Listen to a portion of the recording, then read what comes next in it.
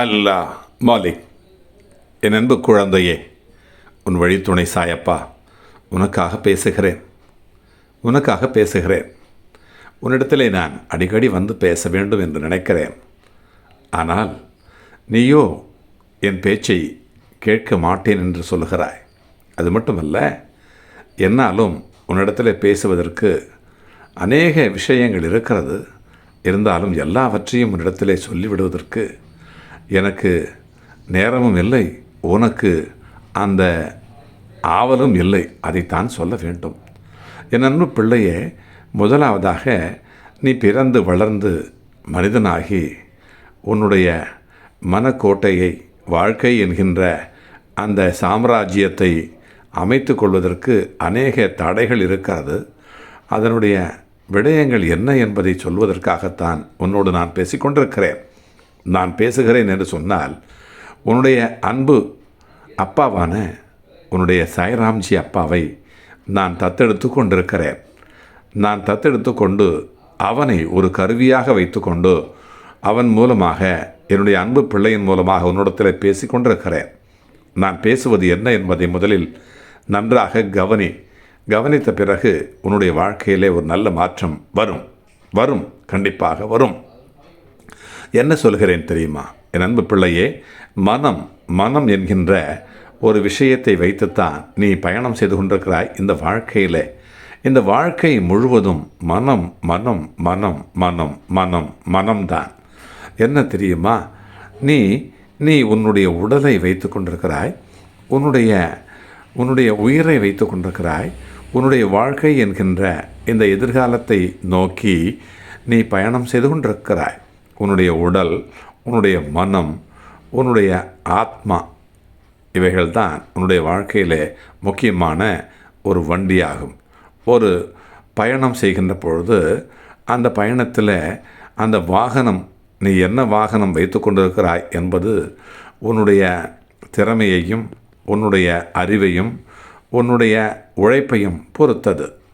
அதாவது ஒரு மகிழுந்து, ஒரு விலை உயர்ந்த மகிழுந்து அல்லது விலை குறைந்த மகிழுந்து அல்லது பழுதுபட்ட மகிழுந்து என்று சொல்லலாம். அது அந்த வாகனம் இருக்கிறதே, அந்த வாகனமானது நீ உன்னுடைய உழைப்பினாலும், உன்னுடைய சிந்தனையினாலும், உன்னுடைய அறிவினாலும், உன்னுடைய திறமையினாலும் பெற்றுக்கொண்டது. அதுபோலத்தான் உன்னுடைய உடலும் கூட. உன்னுடைய உடலை அழகான, நல்ல திடகாத்திரமான, ஆரோக்கியமான இந்த உடலை பெற்றிருந்த நீ, உடலை, அந்த வண்டியை எப்படி பேணி காத்தாயோ அதுபோலத்தான் உன்னுடைய உடலையும் நீ பேணி காத்து கொண்டிருக்கிறாய். அந்த உடலை பேணி காக்காமல் அதை விட்டு பிறகு நோய் வந்தது என்று துன்பப்படுகிறாயே, அதுபோலத்தான் இந்த உடலை எப்படி பேணி காத்தாயோ அதுபோலத்தான் மனதையும் நீ பேணி காத்திருக்க வேண்டும். உன்னுடைய மனம் என்பது என்ன தெரியுமா? ஒரு மரத்திலே வந்து நிறைய காற்று வீசுகிறது. அந்த காற்று வீசுகின்ற பொழுது நல்ல காற்றாகவும் அல்லது நல்ல காற்று இல்லாமலும் இருந்திருக்கலாம். இருந்தாலும் கூட அந்த மரத்தினுடைய தவறு இல்லை. காற்று வீசுவது என்பது இயற்கையை பொறுத்தது.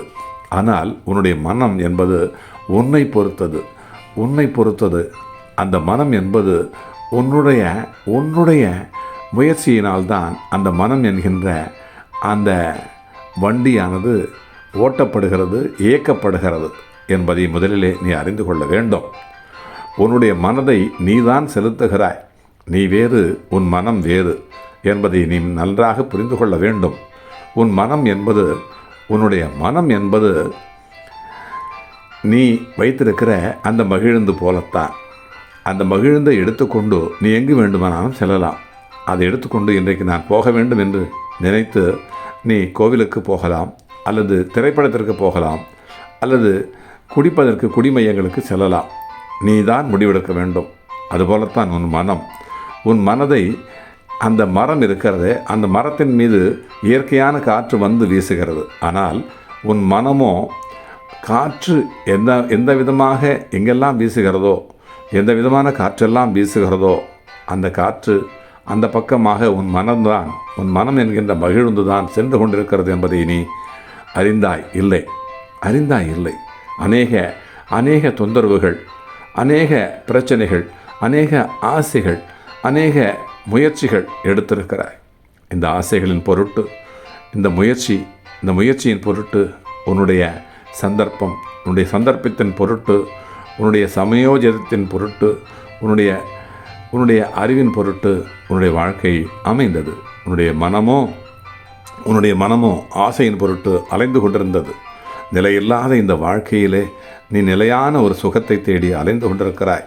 இருந்தாலும் கூட அநேக பிரச்சனைகள், அநேக தடைகள், அநேக எதிர்ப்புகள் இருந்தும் கூட நீ அதையெல்லாம் எதிர்த்து போராடி இந்த நிலைக்கு வந்திருக்கிறாய்.